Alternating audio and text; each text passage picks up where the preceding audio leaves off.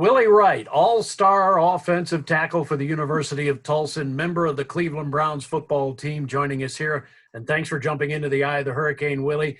Tell us a little bit about your first year in the NFL. What was it like? It was cool. I just spent this past year on a practice squad. Uh, Obviously, a lot of room for improvement to, make the 53, but I enjoyed it. Just, being with a lot of the vets like J.C. Treader, Greg Robinson, people like that can kind of help you along the way. But I enjoyed it. I kind of took it as like a red shirt year in college just to learn and soak up knowledge. Describe, if you will, a little bit what it is like being on the practice squad. What do you get to do and what can't you do? Mm-hmm. What is it like being on the practice squad for the entire season? Okay, so being on the practice squad is kind of like being on a scout team in college. They call it the look team. Basically, what you'll do, you'll run the cards, play cards. They'll hold up a card, basically the same thing like in college. You'll read the card. It'll tell you exactly what you're doing, and you're basically just giving a look for the offense or the defense. For me, I got to play both sides of the ball on the scout team or the look team. But, that's what you do the whole year. You have an opportunity to get moved up if, there's injuries or anything, like that. They can move you up if they feel the need to. But like I said, it's just kind of like you're the look team for the whole year. You practice 3 times a week, and then for the weekends, you'll go to the game if it's home. If it's an away game, you'll just stay at your place. Well, I got to ask you, since you mentioned you're playing on both sides of the ball with the look team, does that give you any desire whatsoever to play defense? I mean, if they would have asked me to, this the league. Hey, they paying, so I'm staying. If they would have asked me to, I mean, I wouldn't mind it. But I feel like, talking with the coaches and some of the people in the building, I think they want to keep me on offense. You were on the practice squad, and you also did quite a bit of community service in your first year in the NFL. Did your community service at Tulsa help you prepare for that? You were so involved in a lot of things, including, of course, hurricane relief in your hometown of Houston. Help me prepare. In a way, it did, but at the same time, I've been big on community service, reach community outreach, whatever the case is, as far as being able to help. But with the Browns, they kind of did a good job. How they did it to you as far as setting up different events and notifying the players when they did have different community service opportunities to participate in. So every time I would always talk, it was like a table at lunch that they had available every day, and you just come over and just talk to them. Hey, what do you guys have going on this week or this weekend? And they'll just get you checked in, and you just show up and serve the community.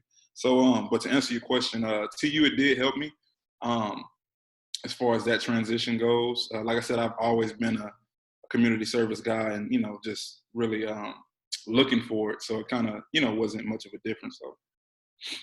So your experience at TU made it a lot easier for you to say yes once you got to the NFL in that regard, right? Oh, definitely. Yeah, it did. Just because like I said, we had so many events at TU or community service opportunities that youth could have done. So it was just, as soon as I got here, it was just second nature. What would you, obviously many of the players still on the University of Tulsa football team. What would you want them to know about preparing and being prepared for the next level? Mm-hmm. The main thing is you got to be mentally sharp coming in, just because at the college level, it's not and I can't speak for every, institution, but at the college level, it's not as complex across the board. But in the league, you have, a whole sentence that's a play, a long sentence, maybe a run-on sentence. That's a, play called in the huddle. But really just to kind of focus on coming in mentally sharp, the physical side of it, you'll get it down, but if you come in mentally sharp and mentally, prepared, then you'll be straight. And you were thrown into the fire early, Willie, as a freshman, when one of the veterans had that season-ending injury, and then you played most of the year. What did that early lesson kind of teach you about being ready for the situation, no matter what?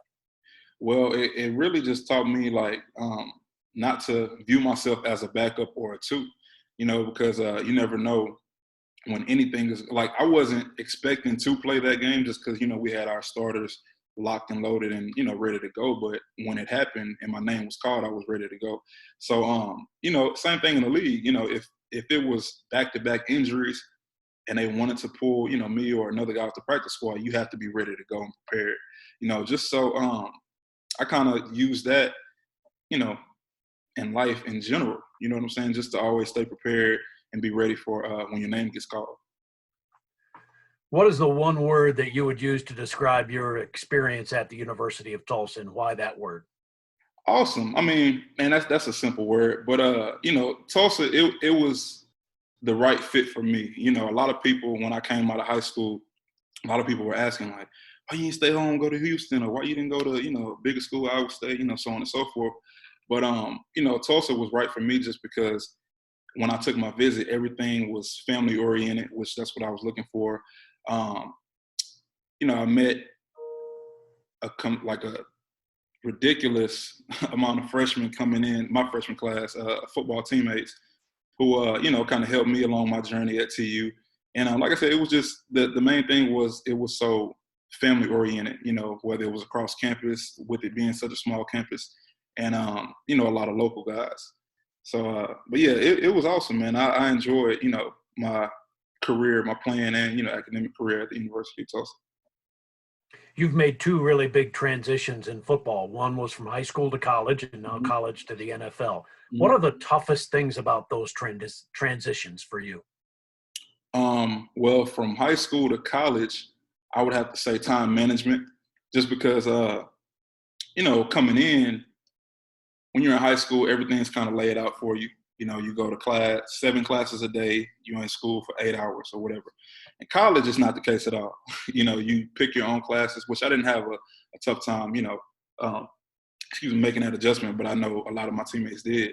In college, you have to, you're on your own. You don't have mom, pops, anybody there, holding your hand and telling you what to do. You have to make those, grown man decisions.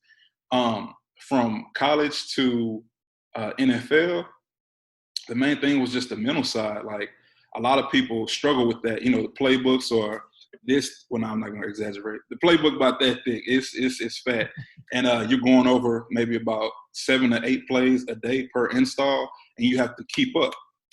You have to always, stay sharp with that.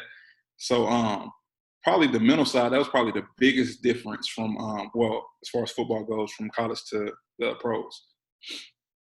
Practices under head coach Philip Montgomery were fast-paced. You were up and down. You were always physically prepared to play a football game. In fact, some of the players used to say the games were easier than the practices. How did that get you ready for the pros? Like you said, I mean, they were fast-paced, up-tempo. There was really not too much time to just chill, as we say, or relax. So, just kind of being used to up-tempo, fast-paced offensive, football. When I got to Cleveland, it was, you had your challenging days, but practices, I definitely would think that practices at Tulsa were a little more, not challenging, but just a little tougher physically than what they were in Cleveland, just because you huddle now. At Tulsa, we didn't huddle. Everything was up-tempo, fast-paced. But in Cleveland, you huddle. You got time to get up to the line. Center, he makes his points and calls. And, that's time you can, as an offensive lineman, you can catch a breath. You can breathe at that time.